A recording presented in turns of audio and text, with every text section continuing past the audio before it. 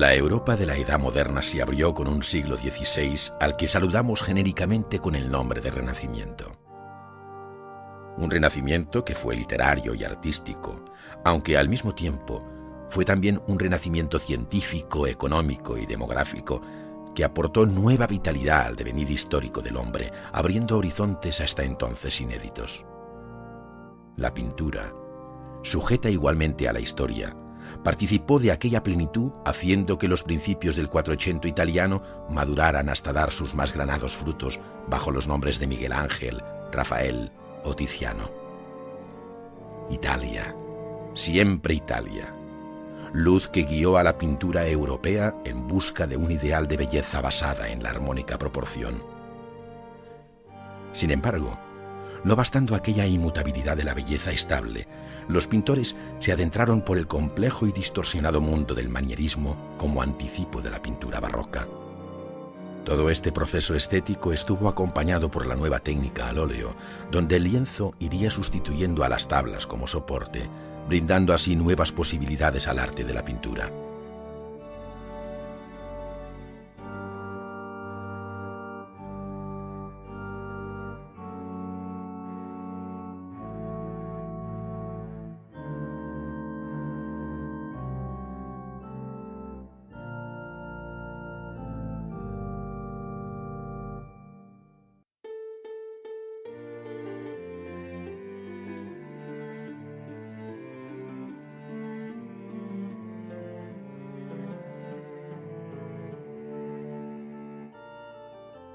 Miguel Ángel, arquitecto, escultor, pintor y poeta, escribió, entre otros, estos versos sobre la belleza.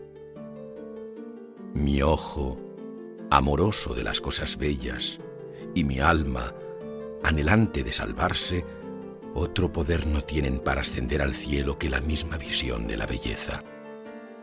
De las altas estrellas desciende un esplendor que nos mueve el deseo y llamamos amor.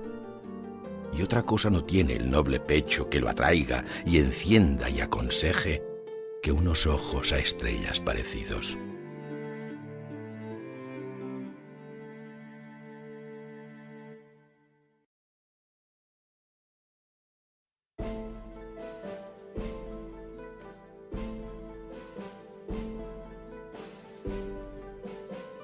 Fueron muchos los pintores que durante el siglo XVI merecieron el adjetivo de magistrales y aún de genios. No solo en Italia, donde Miguel Ángel, Rafael y Tiziano escribieron con letras de oro la historia de la pintura, sino que el Greco en España o Bruegel en los Países Bajos interpretaron con un lenguaje propio los afanes artísticos del Renacimiento.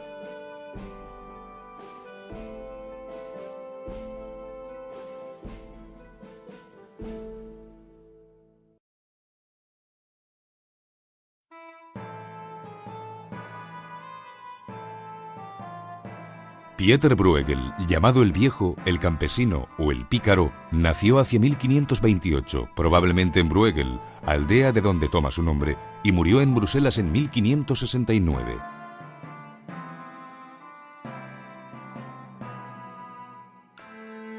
Su padre fue campesino, y el ambiente de su infancia marcó su pintura muy poderosamente, a pesar de haberse formado en el taller de un maestro romanista, Pieter Coec van Aelst, con cuya hija casó, procreando una larga saga de pintores. Su estilo enraiza de tal manera en el pasado artístico de los Países Bajos que permanentemente se le relaciona con el Bosco y con Patinir. Influencias que no pueden negarse ante la contemplación de su obra y que quedan plenamente justificadas por el hecho de que, durante un tiempo, Bruegel realizó reproducciones de obras del Bosco para el grabador Hieronymus Koch. Los colores de su paleta son apagados como los de aquel, dominando los verdes y azules muy grisáceos y los ocres, salpicados con algunos colores brillantes como el bermellón.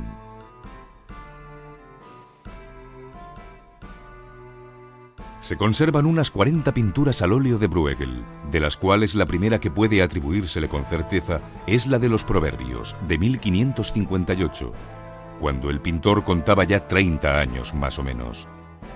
Y tanto en este lienzo como en los que le siguieron, La caída de Ícaro o el de más compleja composición, La caída de los ángeles rebeldes, se percibe con claridad la influencia del Bosco.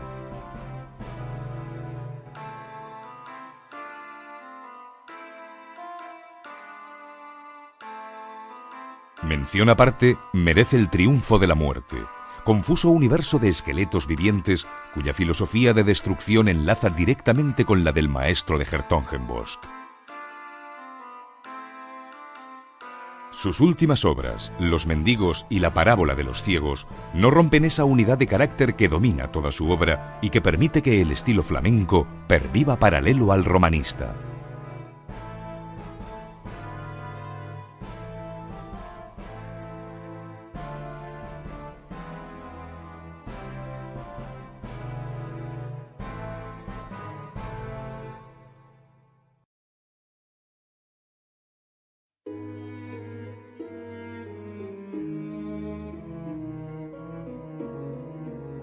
El 6 de abril de 1483, día de Viernes Santo, nació Rafael Sanzio en Urbino, muriendo otro 6 de abril, también Viernes Santo, en Roma en 1520.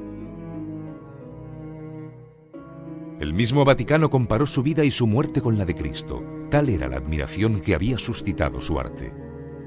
Huérfano desde los 12 años, se educó en el taller del Perugino, donde aprendió la disciplina del dibujo, absorbiendo la luminosidad y la poética silenciosa de la pintura de su maestro.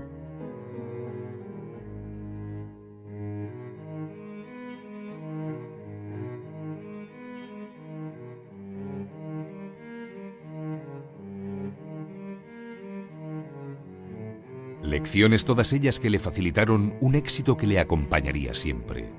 En Florencia primero, donde llegó en 1504 protegido por la familia de la Rovere, y en Roma después, donde trabajaría al servicio del papado desde 1509 hasta su muerte. Desde las primeras pinturas en Perugia hasta las obras maestras de la madurez, Rafael evolucionó tan radicalmente en su estilo y generó una sabiduría tan profunda de su arte que no parece posible que hubiera disfrutado tan solo de 20 años de vida activa.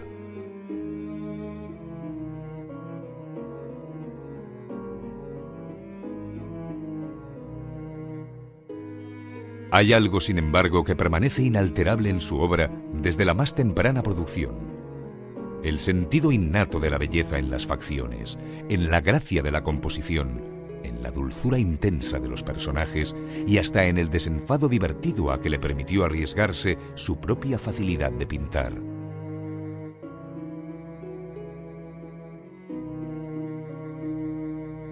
Bebió hasta apurarlo el arte del Perugino, pero también el de Leonardo y el de Miguel Ángel, aprendiendo de todo sin copiar a ninguno hasta encontrar su verdadero camino.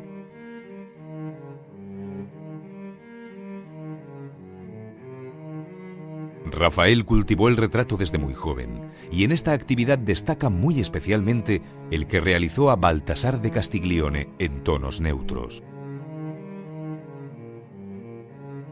Igualmente, consiguió crear un universo de poética amable para la pintura religiosa, como muestra el lienzo de La Bella Jardinera, pero sin duda, su obra maestra es la Escuela de Atenas en las estancias vaticanas.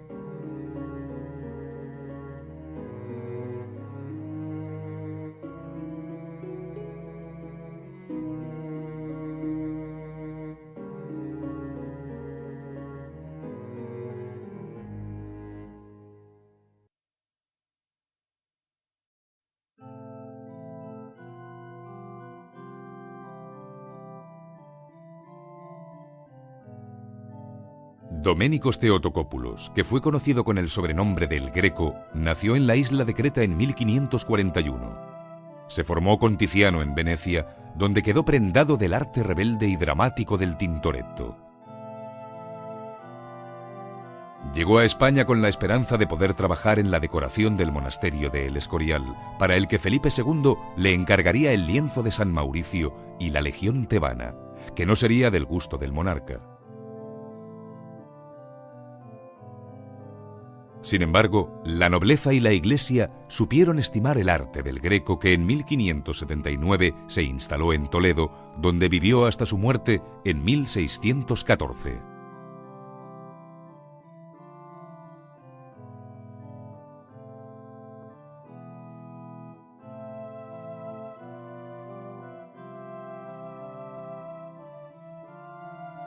Su manierismo, arrebatado y nervioso, quedó expresado vivamente en la fuerza de sus pinceladas y supo interpretar aquel sentimiento religioso español que se creía amenazado por el luteranismo. Esta comunión entre el pintor y España fue la que propició ese arte inspirado y místico que emana de toda su obra.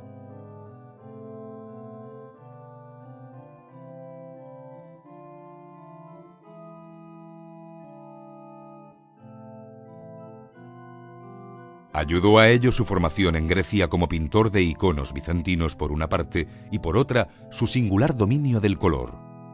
Realizó sabias mezclas de óxidos metálicos para conseguir brillantes verdes de cobre, amarillos de estaño y anaranjados de hierro que yuxtapuso a los marrones del ocre y a los azules del lapislázuli. Todo ello iluminado con frías y plateadas luces de plomo.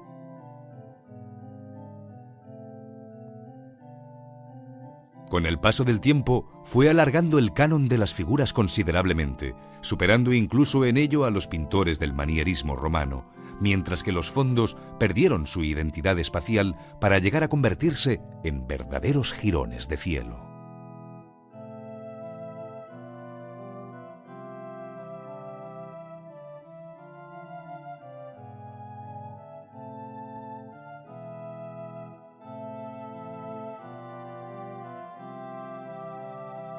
Su obra maestra sería el entierro del conde de Orgaz. Pero cuadros como el Expolio o los sencillos apostolados dan la medida de su misticismo tanto como la escena de compleja composición que narra la vida de Jesús.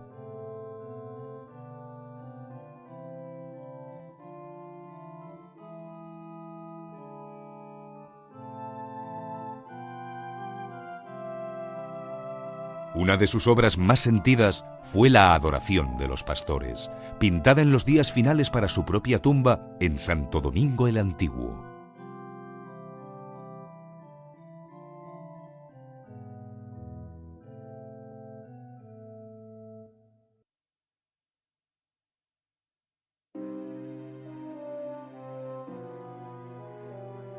Durante el siglo XVI, el Renacimiento se extendió por toda Europa, siendo fundamental para la formación y desarrollo de las diferentes escuelas la aparición del llamado manierismo, en el que primaba la intencionalidad y la intensidad poética de la obra. De esta manera, a la conquista de las nuevas técnicas se sumó el carácter personalísimo de cada nación, generándose respuestas bien distintas a las mismas propuestas pictóricas.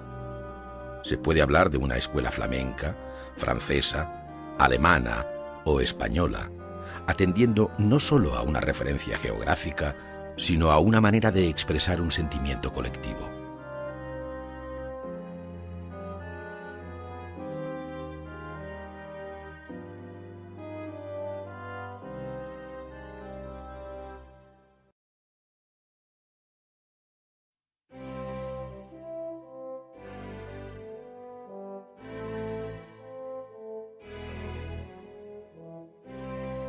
La Italia del siglo XVI conoció dos centros pictóricos de singular magnitud, Roma y Venecia. Roma se convirtió, gracias a los afanes de los papas, en el símbolo de la universalidad de la Iglesia, siendo el exponente del poder incontestable del papado. Pintores como Miguel Ángel o Rafael forjaron los principios de la nueva escuela de Roma y dejaron numerosos seguidores que, partiendo de sus enseñanzas, militaron en el llamado manierismo, un arte que dislocaba las formas y las proporciones. Por su parte, la escuela veneciana destacó pronto por su vocación colorista y su sorprendente luminosidad. Su pintura fue consecuencia de la propia ciudad, Venecia, donde el mar y el cielo se suceden sin solución de continuidad y donde, en el siglo XVI, habitaban gentes alegres y bulliciosas, fruto de una sociedad opulenta, amiga del lujo y del bienestar, que supo aprovechar el sustancioso comercio del Mediterráneo.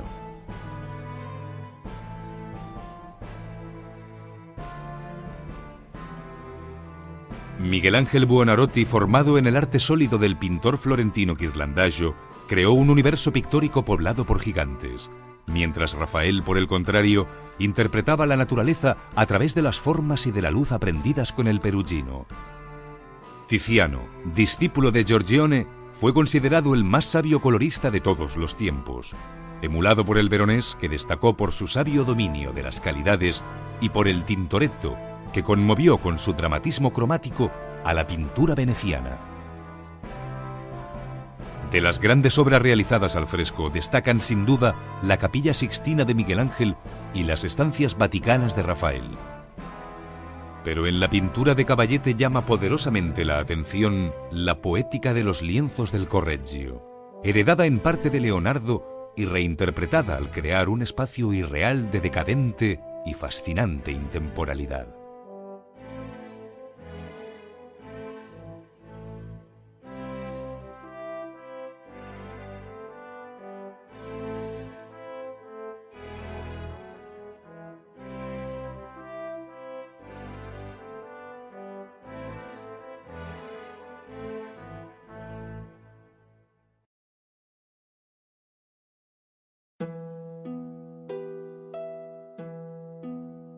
La pintura española del siglo XVI se desarrolló bajo los reinados de Carlos V y Felipe II, admiradores ambos del arte italiano tanto cuanto de la tradición flamenca. A estas dos tendencias respondió también la producción española, que contó con la presencia de artistas venidos de fuera para trabajar en la corte, como Antonio Moro, siendo el Greco el más conocido de todos ellos. Su expresividad distorsionada alcanzó durante su estancia en España extremos difíciles de aceptar en otras latitudes. El italianismo leonardesco de Yáñez de la Almedina y Hernando Llanos, o el rafaelismo de Vicente Masip y de su hijo Juan de Juanes, no llegaron a enraizar tanto en el sentimiento religioso español como en el manierismo veneciano del Greco. Ni siquiera la pintura dramática de aquellos de nuestros pintores que fueron maestros en el manejo de la luz, como Navarrete el Mudo, complacería tanto el sentimiento popular como la del Greco. Solo el extremeño Luis de Morales el Divino, en su íntimo sentimiento de religiosidad, llegaría a impresionar a unos fieles que buscaban, como reacción a la herejía luterana, exacerbar sus propios sentimientos de fervor. El retrato cortesano, por el contrario, tenía la función primordial de representar a los miembros de la estirpe del más poderoso monarca de la tierra, la de los Habsburgo, y en esta actividad destacaron las personalidades de Sánchez Coello y de su fiel y diestro discípulo, Pantoja de la Cruz. La obra excepcional de toda la pintura española del siglo XVI es, sin duda, El entierro del conde de Orgaz del Greco. Pero no dejan de ser magníficos muchos lienzos de otros pintores españoles, algunos realizados con tanto esmero como la Santa Catalina de Hernando Yáñez, la Sagrada Cena de Juan de Juanes o la Virgen y el Niño de Luis de Morales el Divino.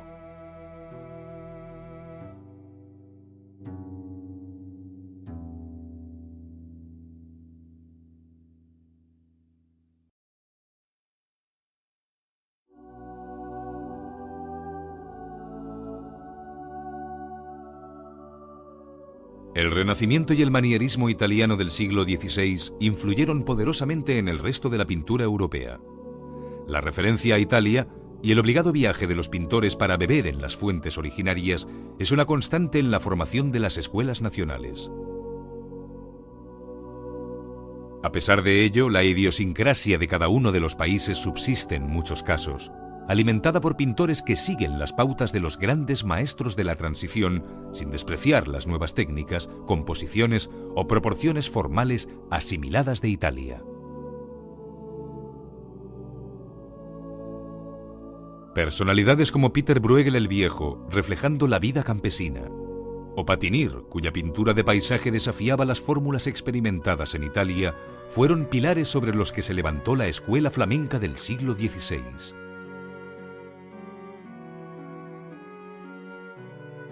De la misma manera, puede decirse que Albert Aldorfer, partiendo de la miniatura y a través de la influencia de Durero, enlazó con la tradición de la escuela alemana.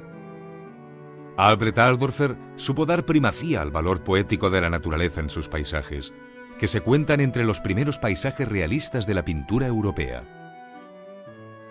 Por su parte, François Clouet, en Francia, protagonizó el maridaje de la corriente retratística tradicional, minuciosa y realista, heredada de los Países Bajos, con el llamado estilo de Fontainebleau y su manierismo artificioso. Y por último, Giuseppe Arcimboldo, sorprendentemente original, fue el mejor representante de la pintura patrocinada por la liberal corte de Rodolfo II en Praga. El mundo suprarreal o surreal al que pertenecen muchas de las obras producidas en estos talleres, como El triunfo de la muerte de Bruegel, nos sumerge en la atmósfera mágica e intemporal de lo imaginado. Mientras que retratos como el de Sir Thomas Graham o el de la reina María Tudor de Inglaterra, de Antonio Moro, nos recuerdan el universo realista del que parte siempre la pintura europea.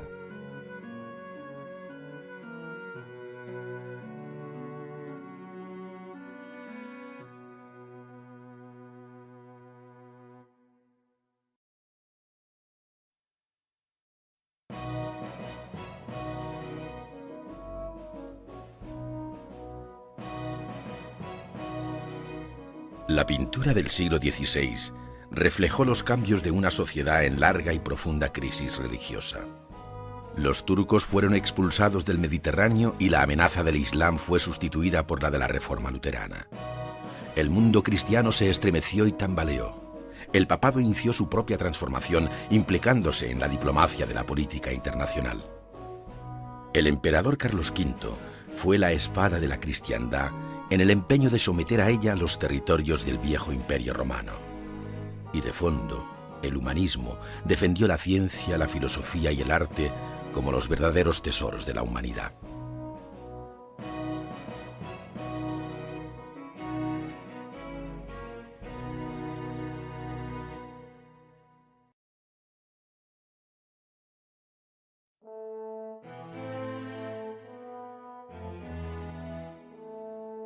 Durante el siglo XVI, Venecia disfrutó de un auge comercial que no había conocido antes. El Dux o Dogo, magistrado supremo de la República de Venecia, fue pieza decisiva a la hora de convertir la ciudad en el más importante puerto del Mediterráneo. Pero enmascarados tras la figura emblemática del Dux, quienes manejaban en realidad la difícil política veneciana eran los miembros del Consejo, pertenecientes todos ellos a las grandes familias venecianas como la de los Pésaro, la de los Vendramín o la familia Cusina, que no escatimaron esfuerzos para arrebatar a los turcos el dominio del Mediterráneo, de tal manera que el arte los inmortalizó como verdaderos defensores de la fe por su beligerante odio al infiel.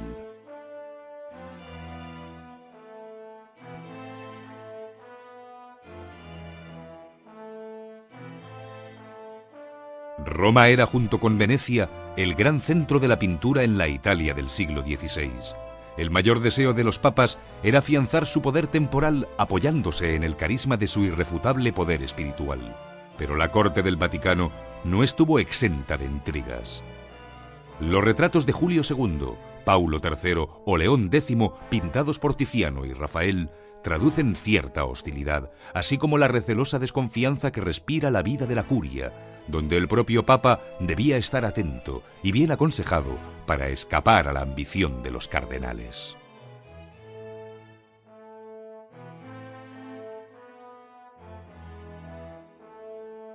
El mayor grado de poder en la Europa del siglo XVI lo ostentó el emperador Carlos V y más tarde su hijo, el rey español Felipe II.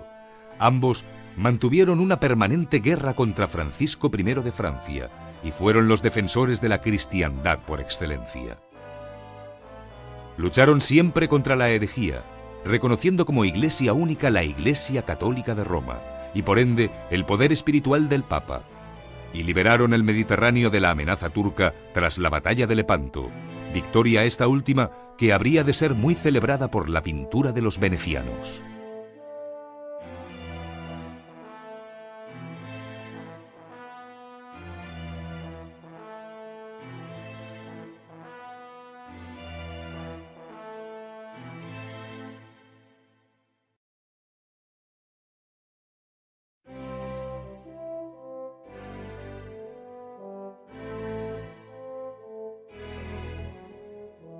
No fue fácil compaginar la antigua fe ciega en Dios con la nueva fe intelectualizada del hombre del siglo XVI. Quizá por ello, nació en las artes representativas un nuevo universo conceptual capaz de expresar la idea de la divinidad que se debe al genio de Miguel Ángel. La interpretación neoplatónica del mundo y de la creación surge con la frescura de lo novedoso a los ojos del espectador.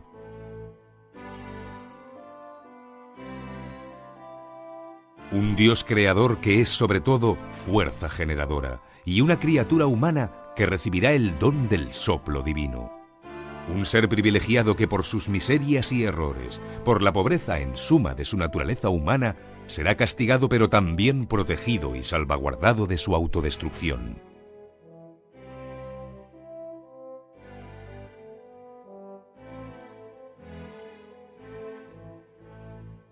El hombre lo ha sabido desde siempre porque los profetas y las sibilas lo anunciaron en el principio de los tiempos. La humanidad va hacia su aniquilamiento. El hombre no supera la desnudez de espíritu en que lo ha dejado el pecado de sus primeros padres. Es una humanidad indolente y obtusa. Solo un hecho excepcional puede salvarla: la llegada del Mesías. Y el Mesías hará justicia. Vendrá a juzgar a los vivos y a los muertos, borrará el estigma del pecado original redimiendo a la humanidad y separará a los justos de los pecadores.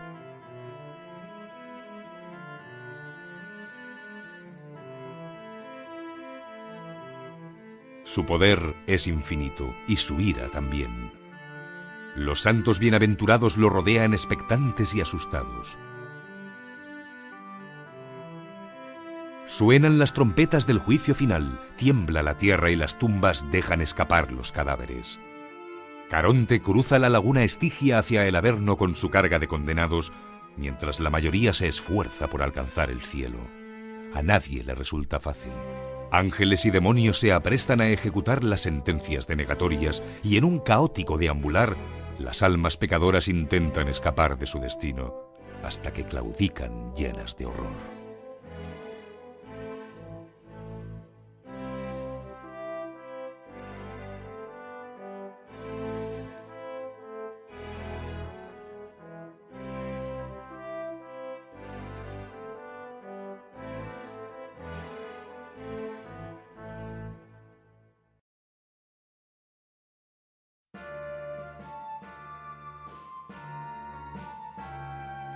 La ley divina y la ley humana deben complementarse. La razón y la revelación deben convivir porque el nuevo pensamiento renacentista así lo exige. La Iglesia debe ocuparse de conseguirlo para mantener su poder y la estancia de la Signatura, donde se reúne el tribunal presidido por el Papa, es decorada con esta finalidad por Rafael. En uno de sus muros representó un concilio de doctores de la Iglesia debatiendo el dogma, imaginándolos tutelados y asistidos en sus decisiones por un grupo de santos y de profetas presididos por la Santísima Trinidad. El tema a debate cuidadosamente elegido es el de la Eucaristía, que simboliza como ningún otro la unión del hombre con la divinidad a través de su Iglesia.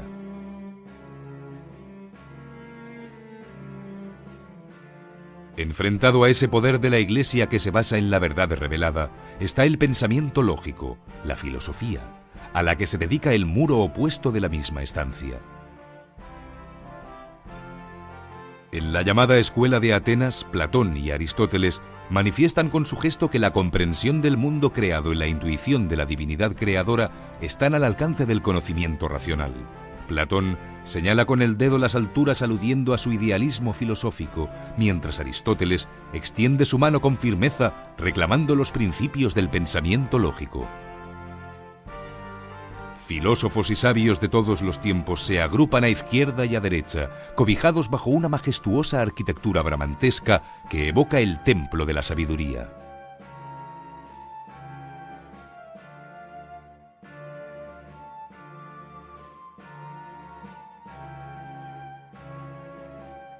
Por último, la muestra de la permanente unión entre el conocimiento racional del hombre y la esencia de la divinidad se pone de manifiesto en la estancia vaticana de Heliodoro, en la escena de la retirada de Atila, en la que se representa a un Dios beligerante, siempre de parte de su iglesia, que, atendiendo las peticiones de aquella, no duda en enviar a sus ángeles para ayudar a los justos.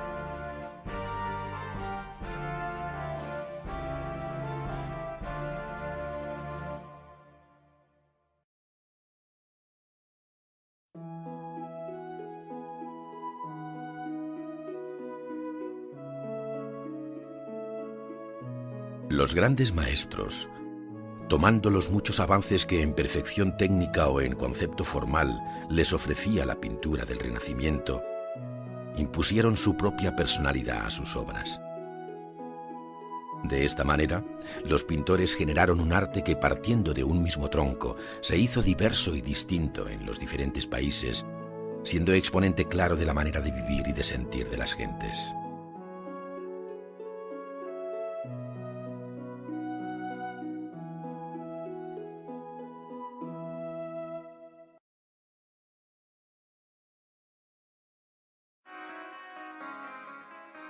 El lavatorio del Museo del Prado fue pintado por Jacopo Robusti, llamado el Tintoretto, en 1547. La obra hacía pareja con una representación de la Última Cena, también de Tintoretto, en el presbiterio de San Marcuola de Venecia. Haciendo alusión al Evangelio según San Juan, ambos cuadros narraban el pasaje en que, antes de la Pascua y comenzada la cena, Jesús se levantó de la mesa para lavar los pies a los discípulos. Tintoretto imaginó la escena en una amplísima estancia veneciana, llena de luz y que parece no tener límites. Como visto a través de un objetivo gran angular, el espacio se dilata por los lados hasta que lo envuelve la penumbra, y se escapa por el fondo entre el brillo de los mármoles y el reverberar de las aguas del gran canal de Venecia. La arquitectura serliana del fondo le proporciona una singular prestancia, mientras los personajes son solo piezas que se mueven en ese derramado espacio atmosférico. Están distribuidos según una estudiada y complejísima composición geométrica que descansa en los dibujos del enlosado y en las diagonales marcadas por los grupos de personajes. Tanto los que desde el suelo intentan descalzarse como los que se alinean en torno a la mesa. El estilo del Tintoretto estaba ya bien definido en este cuadro pintado a los 29 años. Audaz y teatral, quiso emular la fuerza de Miguel Ángel e intentó conseguir la potencia por el dibujo, pero al mismo tiempo su sentimiento por el color le llevó a una utilización muy personal de las luces, dadas con emoción y generadoras de espacios fantasmagóricos. El lavatorio se hace exponente de todo esto, así como del afán por desplazar el tema central a un plano secundario, mientras intensifica el interés por lo anecdótico que acaba convirtiéndose en protagonista y foco de atención del cuadro.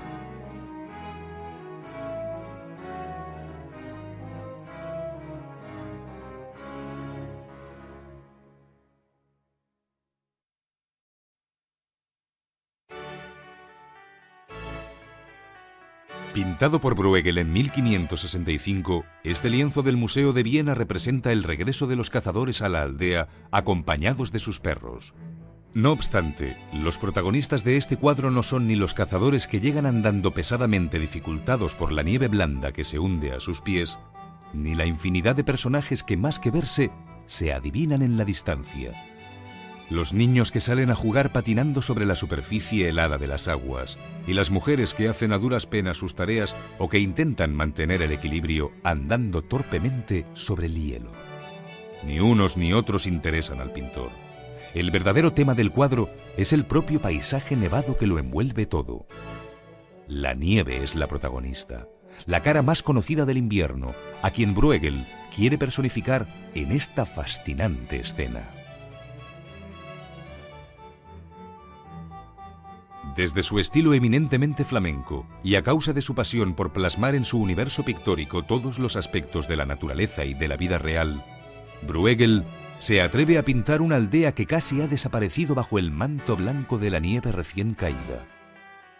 Los tonos oscuros y pardos de su paleta habitual se endurecen al yuxtaponerse al blanco, y los árboles se recortan en negro dominando la composición. Probablemente influenciado por cuanto Bruegel había observado en el viaje que realizó a Italia, la escena queda marcada por una potente diagonal que arranca del vértice superior izquierdo y atraviesa hasta el inferior derecho. Todo el peso del cuadro carga sobre la mitad izquierda, donde aparecen los cazadores vaciando de volumen y cromatismo la otra mitad. Esta fórmula, en la que la importancia dada al paisaje es mayor que la de los protagonistas de la escena, fue utilizada por Bruegel en una gran parte de sus cuadros, marcando con ello los principios de la pintura flamenca posterior a él.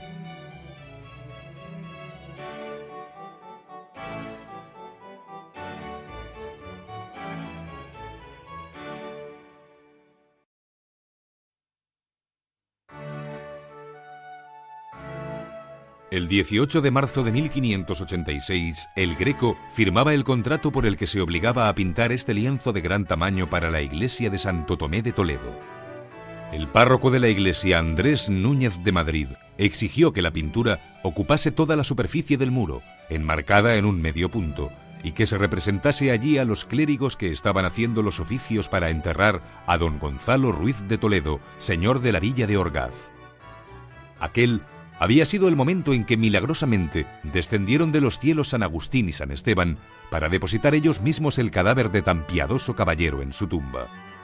Milagro que había sido reconocido oficialmente el 24 de septiembre de 1583, apenas 3 años antes del encargo del lienzo. Esta obra, de tanta complejidad y tan grandes dimensiones, sería su obra maestra, la máxima representante de su estilo y de su concepción del arte. Convierte en una eclosión de color irrefrenable la visión de la gloria, tal como suele hacer en toda la pintura religiosa, mientras que reserva una realidad distinta para la escena principal porque, si bien narra un milagro, este ocurre entre hombres de carne y hueso. Los rostros de los deudos, orlados con las blancas golillas, destacan sobre el negro de las vestiduras, que sirven también de telón de fondo a las doradas casullas de los santos.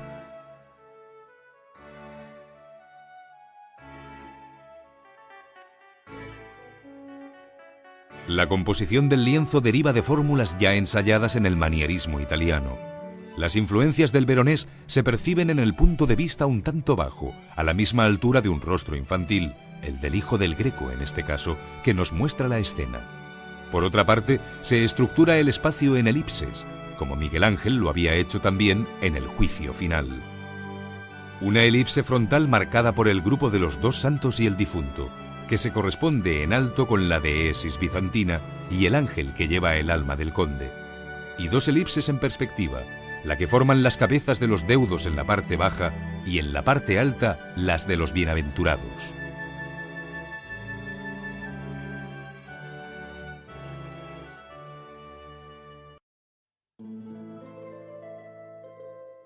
El mayor templo de la cristiandad, la colosal Basílica de San Pedro del Vaticano, simboliza el poder alcanzado por la Iglesia de Roma en el siglo XVI. Su poderosa imagen apareció como inexpugnable bastión frente al avance del protestantismo que dividió en 2 a Europa. Católicos y protestantes, reforma y contrarreforma, 2 concepciones de la vida y de la muerte cuyo antagonismo subyace bajo este capítulo de la historia de la pintura. San Pedro guarda los célebres frescos de la Capilla Sixtina, pero es también a la vez un inmenso taller de pintura al óleo cuyos secretos anhelamos desvelar.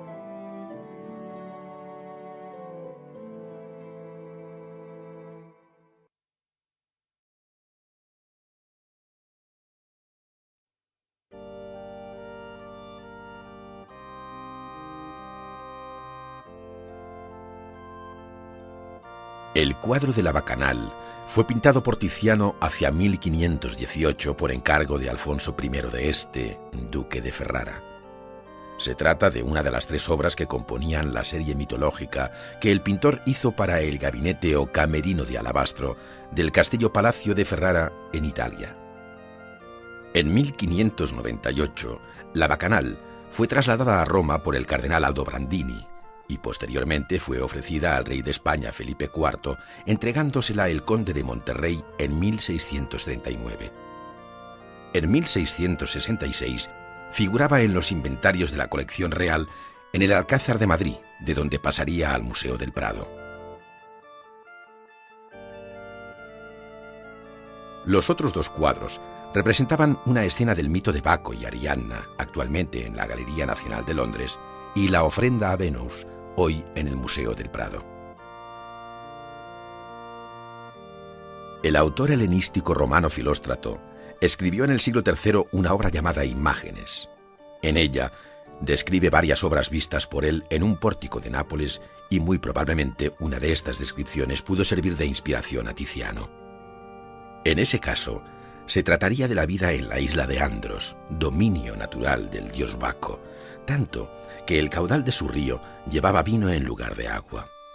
Sus habitantes, jóvenes, niños y viejos, viven los efectos orgiásticos del vino que aparece en la traslúcida jarra de cristal en el centro del cuadro, que se esconde en pesados odres o se vierte en el platillo que, sin mirar, ofrece la mujer recostada que lleva una flauta. Esta, identificada de antiguo con Violante, la modelo y amiga del pintor, lleva sobre el pecho unas violetas junto a las cuales se ve la firma de Tiziano. Para que no quede la menor duda acerca de que el vino es la causa primera de aquella alegría que a unos hace bailar y a otros dormir, en la partitura que tiene ante sí Violante se lee en francés, bajo la notación musical del compositor flamenco Adrián Viller, la siguiente letra: quien bebe y no vuelve a beber, no sabe lo que es beber. Mientras, en un primer plano, el más joven de la concurrencia orina sin pudor frente a nosotros. Y allá, a lo lejos, un hombre viejo pero de fuerte complexión parece querer sobreponerse sobre su lecho de racimos de uva. Todo pintado de un modo magistral por Tiziano pese a lo secundario del plano.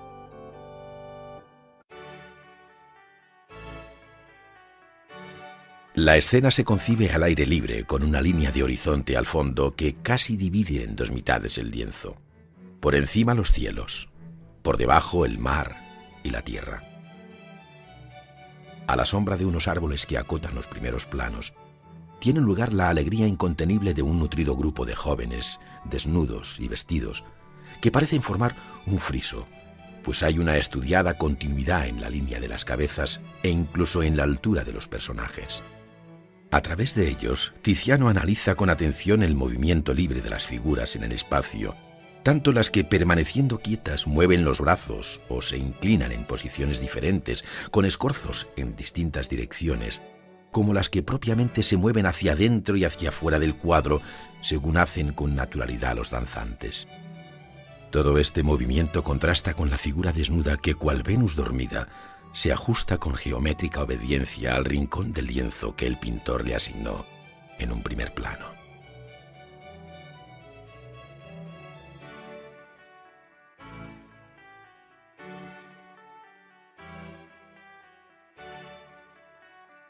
Desde el punto de vista estilístico, tanto por el formato como por la concepción de la escena, en lo que ésta tiene de complejidad y dinamismo barroco, pues no en vano esta obra gustó a Rubens hasta el punto de copiarla, la bacanal y las telas hermanas pintadas para el duque de Ferrara muestran a un Tiziano que no volveremos a ver en años sucesivos.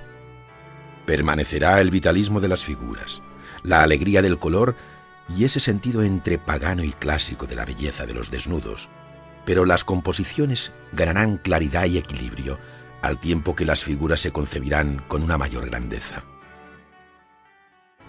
Si hubiera que advertir algo acerca del color, que de por sí es fundamental como seña de identidad de la escuela veneciana, se señalaría la gama de azules, desde el más intenso del mar, sobre el que se ve un barco de blanca vela, pasando por el celaje que sirve de fondo a las nubes, en una mezcla muy característica del pintor que se repite en muchas de sus obras, para acabar en el azul pálido del vestido de la mujer que danza.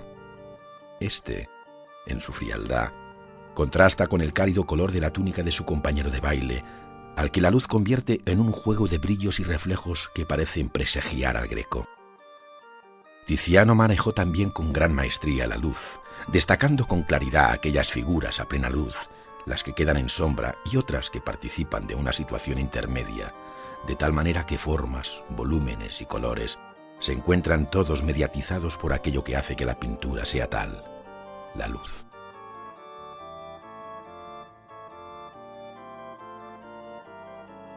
La Bacanal de Tiziano es una pintura al óleo sobre lienzo y forma parte de la producción del Tiziano aún joven, que emplea mucha pasta cubriendo la textura del tejido de lino, contrariamente a lo que hará durante su última etapa, en la que apenas si teñirá el grano de la tela. En estos años jóvenes, el pintor cuida mucho el dibujo, pudiendo observar la fuerza del trazo en cuyo campo encierra sus figuras, viéndose en el interior de las mismas el paso del pincel que con mucha pasta de color acaricia las superficies de forma continua, sin roturas ni quiebros, con una pincelada larga y suave, en un proceder lento y cuidadoso, frente a la ejecución más rápida e impresionista que caracterizará sus años de madurez.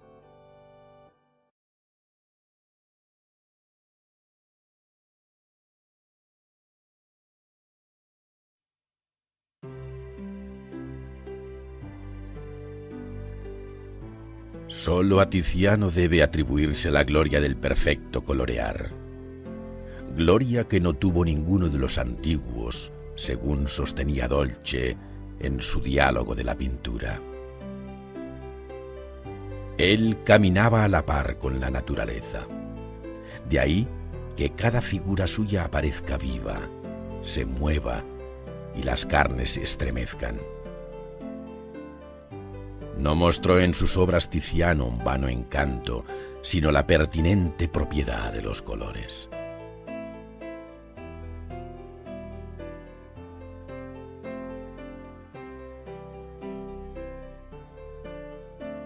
A lo largo del siglo XVI, el lienzo fue sustituyendo a la tabla como soporte pictórico. Se conoce como lienzo al tejido de lino cuyas fibras cruzadas hacen más estable e indeformable el soporte pictórico, siendo por esto y por la mayor facilidad de su posterior preparación el soporte preferido por los pintores.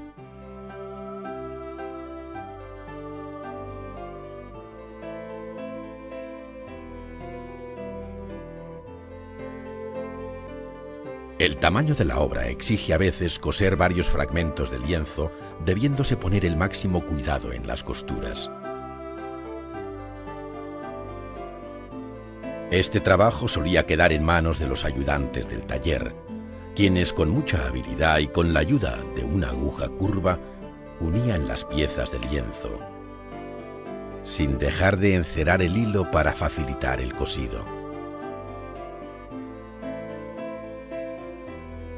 La comprobación de las uniones por la cara en que se va a pintar finalizaba esta tarea.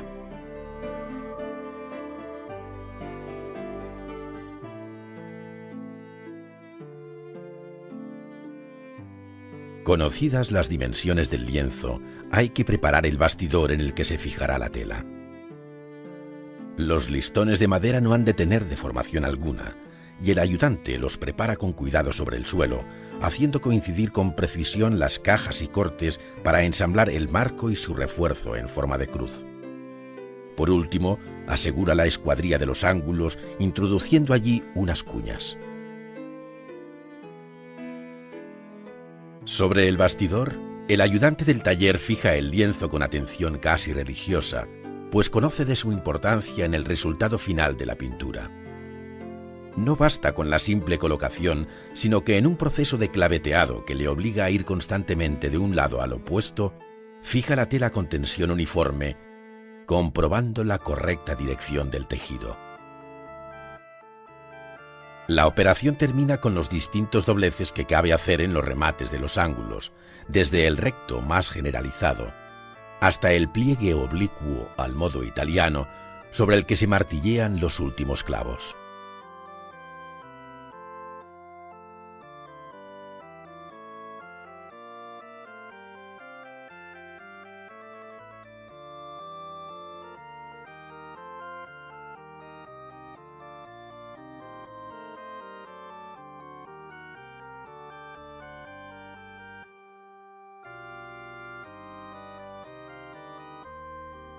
El paso siguiente consiste en preparar la superficie del lienzo para poder empezar a pintar, comenzando con la preparación de la cola.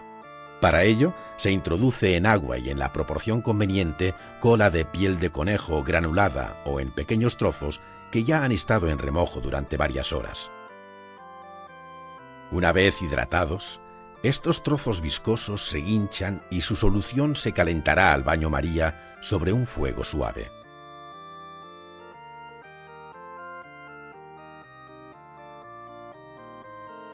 Cuando este líquido alcanza la temperatura y el punto de viscosidad que interesa, se mezcla con blanco de España en polvo o bien con polvo de titanio, removiendo lentamente hasta ligar de forma conveniente la mezcla que tendrá un aspecto entre cremoso y fluido.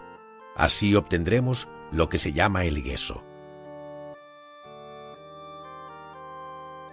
Con él se dan metódicamente varias manos al lienzo y en distintas direcciones, cubriendo con una brocha plana toda la superficie.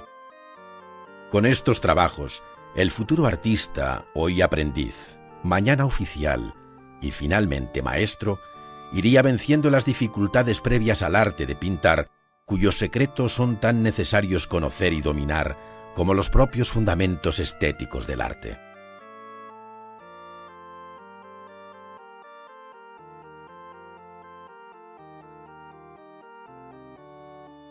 El ayudante cuida que el apresto de cola y gueso no acabe pegando el lienzo al bastidor, por lo que con una espátula recorre minuciosamente todos los listones separando la madera de la tela empapada.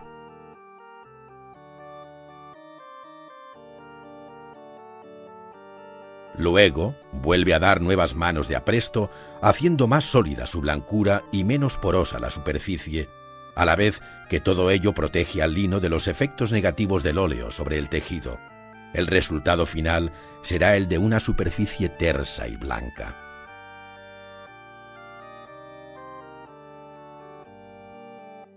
Antes de aplicar el color, se calca el dibujo sobre el lienzo por procedimientos como el estarcido. Sobre el cartón se pica con un punzón el dibujo. Se dan unos cortes siguiendo las líneas maestras y se repasa con una muñequilla de color dejando en la tela su huella. Bastará retocarla para obtener el calco inicial.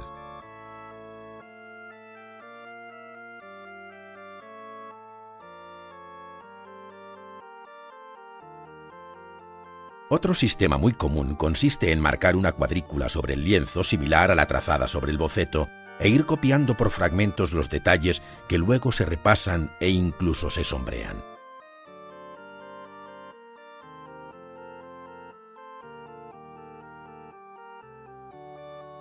Tan solo queda recordar que con frecuencia muchos pintores, en lugar de trabajar sobre el fondo blanco del lienzo, prefirieron darle algo de color o imprimatura de fondo a la tela, tal y como cabe apreciar en este tono agarbanzado de la muestra.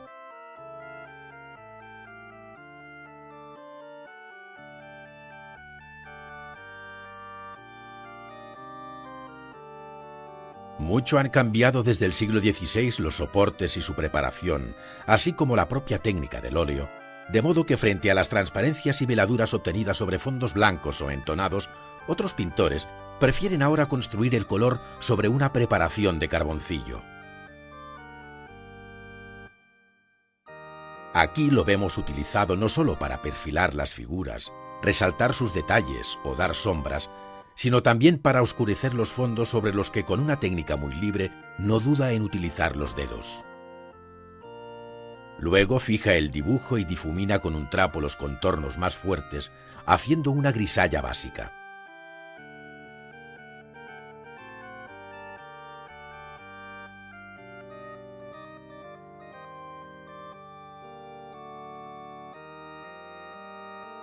El pintor parte de las sombras más cerradas, reforzando contornos y dando a los cuerpos la base cromática de su encarnadura.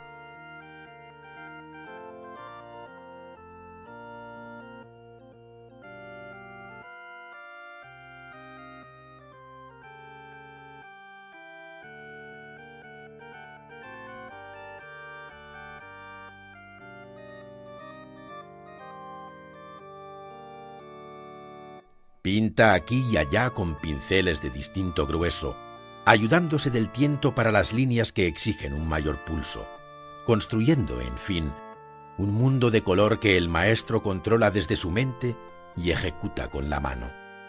Nosotros solo vemos lo que tenemos ante los ojos como un episodio aislado, pero el pintor ya ha concebido la imagen final, acabada, hacia donde las manos se apresuran a dirigirle.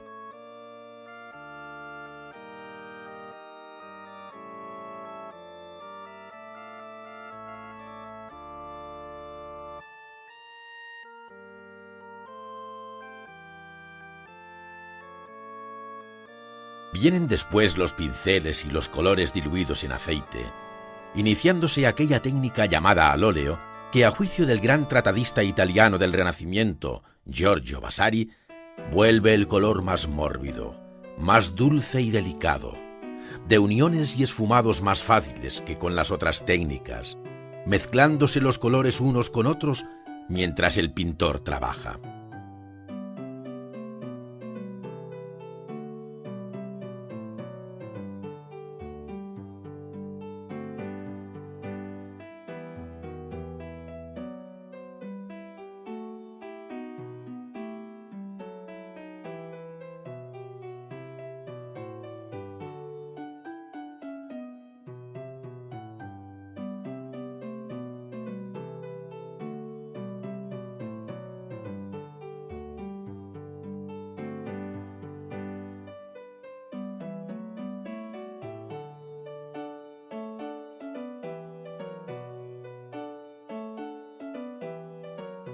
Por otra parte, las formas, gracias a la luz y a la sombra, van adquiriendo volumen, masa, movimiento, fuerza. En el fondo todo parece una resurrección primaveral partir de la nada.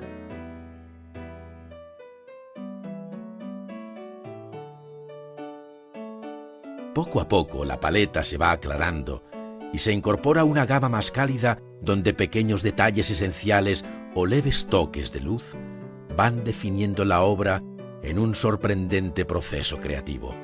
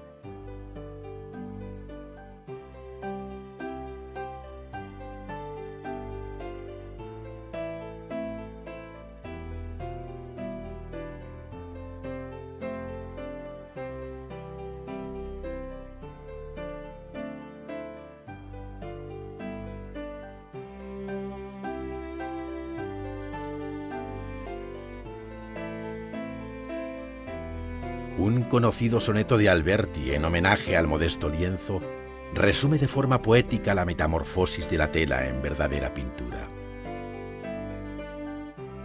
A ti, tela tendida, plano al viento de la mano el pincel y los colores.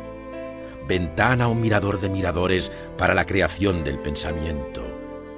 A ti, camino en éxtasis, portento que surges de tu nada en esplendores, terco dominio, imposición, rigores y frontera encuadrada de un momento. A ti, goce después. A ti, sumiso, peligroso, resuelto compromiso sobre una mar en calma que perdura. Ya no eres lino, plano humilde, tela. Ya no eres barco celeste, brisa, vela. A ti, ángel salvador de la pintura.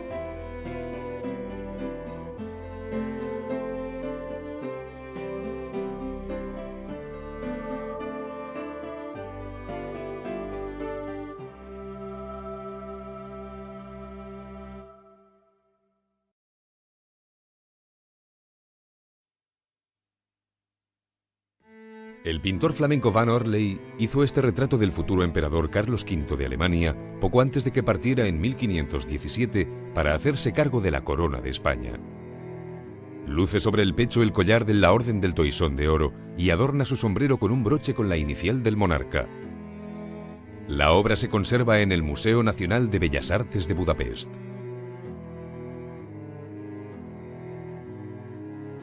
Tiziano retrató a buena parte de los protagonistas de la Europa del siglo XVI y entre ellos a Francisco I, rey de Francia.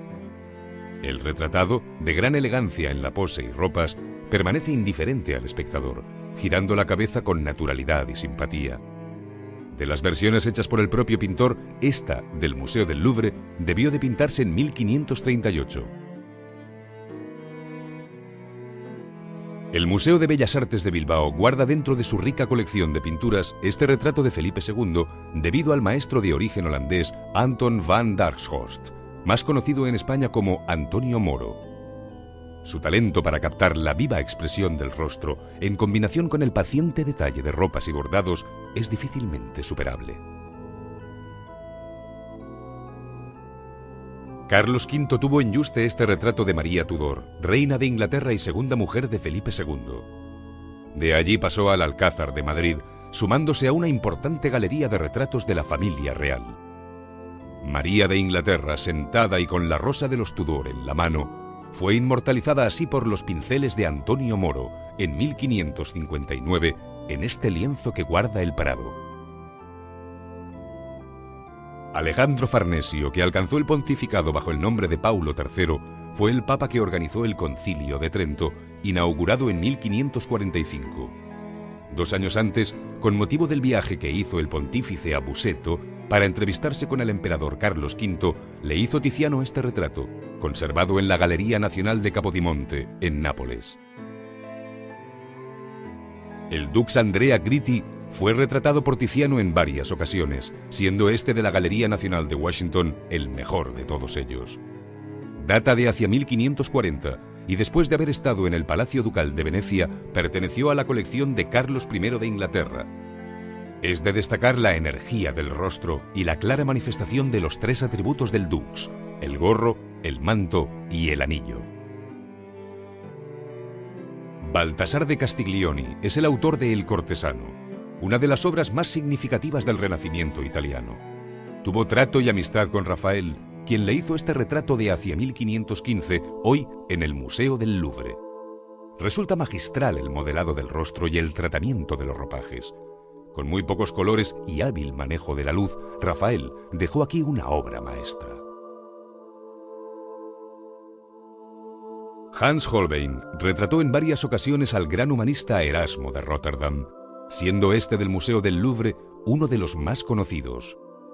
El gran pensador aparece en actitud de iniciar la redacción de su Comentario sobre el Evangelio de San Marcos, por lo que cabe fechar la pintura en torno a 1523.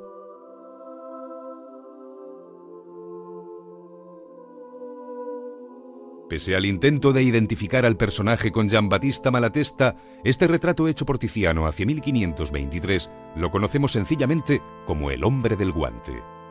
Procedente de la Galería de los Gonzaga en Mantua, se expone hoy en el Museo del Louvre, después de haber pertenecido a Carlos I de Inglaterra y a Luis XIV de Francia. Uno de los retratos más célebres de todos los tiempos es el del Caballero de la Mano en el Pecho, obra inmortal del Greco, actualmente en el Prado. La obra, prodigio de belleza y de contenida expresividad, cuenta con pocos elementos que emergen de un fondo neutro, dándole cierta apariencia fantasmagórica. Pintado entre 1577 y 1579, desconocemos a quién representa. En la importante serie de pinturas del Tiziano que tiene el Museo del Prado, se incluye el conocido autorretrato del pintor, hecho hacia 1567, es decir, con cerca de 80 años de vida. Su fatigado rostro, que tantas cosas vio, y su mano cansada, en la que todavía sostiene el pincel, están ejecutados con una técnica casi impresionista por lo suelto de la pincelada. Como contraimagen de un mundo que persiguió el ideal de belleza, Pieter Bruegel el Viejo dejó una serie de obras muy alejadas de aquel esteticismo formal, entre las que se encuentra esta Cabeza de vieja. Se ha querido ver en ella ironía crítica, sin embargo, más parece cargada del humanismo real. Pintada sobre tabla en Bruselas entre 1565 y 1566, se conserva en la Pinacoteca Antigua de Múnich. En el Museo de Historia del Arte de Viena se puede ver una de las obras más sorprendentes del siglo XVI, El invierno, pintado por Giuseppe Arcimboldi en 1563. Formaba parte del ciclo de las 4 estaciones, hecho durante su estancia en la corte de Praga de Rodolfo II. La interpretación surrealista de la fría estación resulta genial. Una visión del invierno enormemente descriptiva y literal es la que Bruegel el Viejo plasmó en 1566 en este empadronamiento de Belén de los Museos Reales de Bruselas. El título no deja de ser anecdótico y, en todo caso, explica la presencia del numeroso grupo de personas que acuden al registro preceptivo decretado por César Augusto. Entre ellos, José y María pasan absolutamente desapercibidos.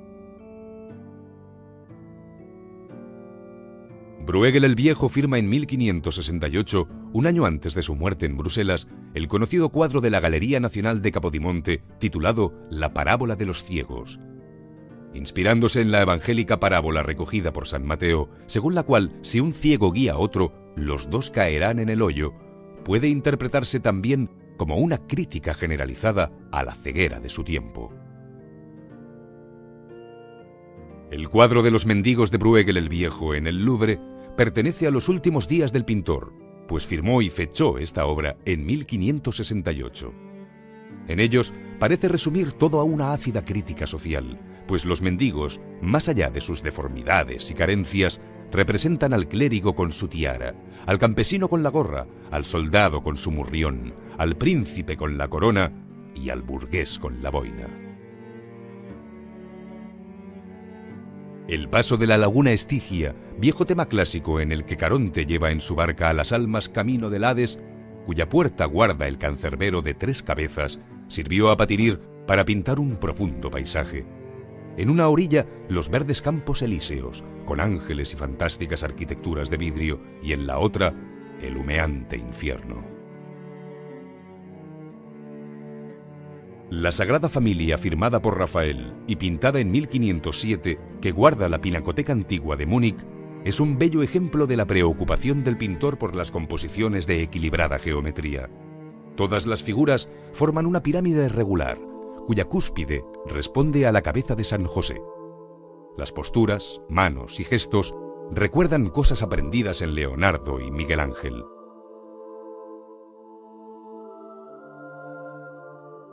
Andrea Agnolo, conocido como Andrea del Sarto por ser hijo de un sastre, es el autor de esta Sagrada Familia del Museo del Prado. Su deuda con modelos rafaelescos es clara, pero también posee una fuerte personalidad al organizar escalonadamente la composición, empleando formas llenas y una paleta de color en clave manierista.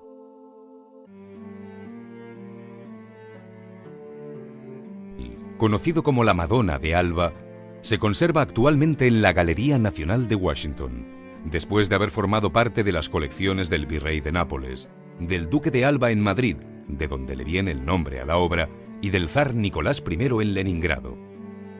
Pintada originalmente sobre tabla hacia 1509, cuando Rafael estaba en Roma, fue trasladada a un lienzo. A Antonio Allegri, conocido como el Correggio por su lugar de nacimiento, se debe la llamada Virgen de la Cesta. Es una bella muestra del interés del pintor por dotar de movimiento a las figuras, aun estando en reposo, pues los gestos y ropas crean una imagen dinámica superpuesta de gran originalidad. Procedente de la colección que Felipe IV tenía en el Alcázar de Madrid, se encuentra en la Galería Nacional de Londres. Luis de Morales, llamado el Divino, pintó esta Virgen con el niño que hoy guarda el Museo del Prado. En un ambiente de sobriedad extrema, donde la luz ilumina tan solo las 2 figuras, Morales ofrece una escena de delicada ternura en la que el niño busca el pecho de su madre.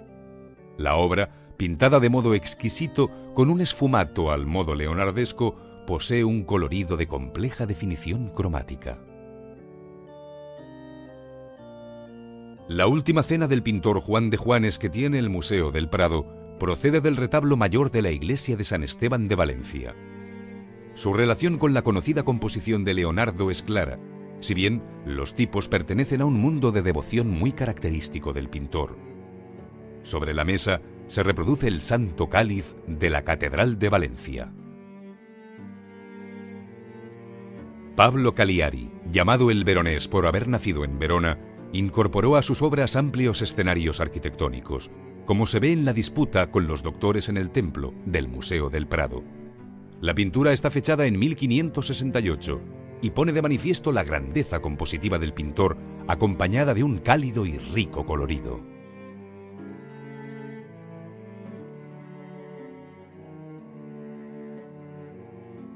El Greco utilizó ocasionalmente y por influencia veneciana fondos arquitectónicos como apoyo de sus composiciones.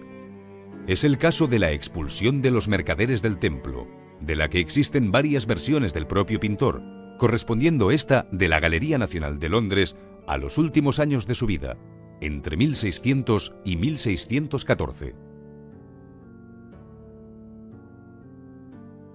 En el Prado se halla el cuadro de la Trinidad, pintado por el Greco entre 1577 y 1579 para el retablo de Santo Domingo el Antiguo de Toledo.